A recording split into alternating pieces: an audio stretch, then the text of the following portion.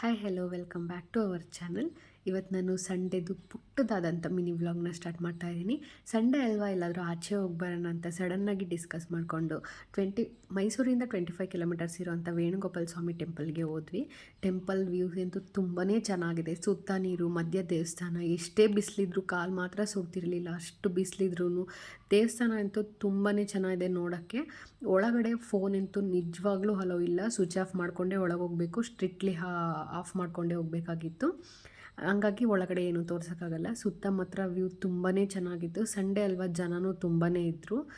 ಎಷ್ಟು ಸ್ಪೇಷಿಯಸ್ ಆಗಿ ಪೀಸ್ಫುಲ್ಲಾಗಿದೆ ದೇವಸ್ಥಾನ ಅಂದರೆ ತುಂಬ ಚೆನ್ನಾಗಿದೆ. ಇನ್ನೂ ಯಾರೆಲ್ಲ ಹೋಗಿಲ್ಲ ಒಂದು ಸಲ ಹೋಗಿ ಬನ್ನಿ. ಒಳಗಡೆ ಅಂತೂ ತುಂಬ ದೇವ್ರುಗಳದ್ದು ವಿಗ್ರಹಗಳಿದೆ. ತುಂಬಾ ಚೆನ್ನಾಗಿದೆ, ನೀಟಾಗಿ ಡಿಸಿಪ್ಲಿನಾಗಿ ಸ್ಟ್ರಿಕ್ಟಾಗಿದೆ. ತುಂಬ ಚೆನ್ನಾಗಿದೆ ದೇವಸ್ಥಾನ. ಆ್ಯಕ್ಚುಲಿ ತುಂಬ ನೀಟಾಗಿ ಮೇಂಟೈನ್ ಮಾಡಿದ್ದಾರೆ. ನಾವು ಹಾಗೆ ವ್ಯೂಸ್ ಎಲ್ಲ ನೋಡಿಕೊಂಡು ಒಂದು ಸ್ವಲ್ಪ ಓದಿದ್ದು. ತುಂಬ ಬಿಸಿಲು, ಆ್ಯಕ್ಚುಲಿ ಅಲ್ಲಿ ಇರೋಕ್ಕೆ ಆಗ್ತಾ ಇರಲಿಲ್ಲ.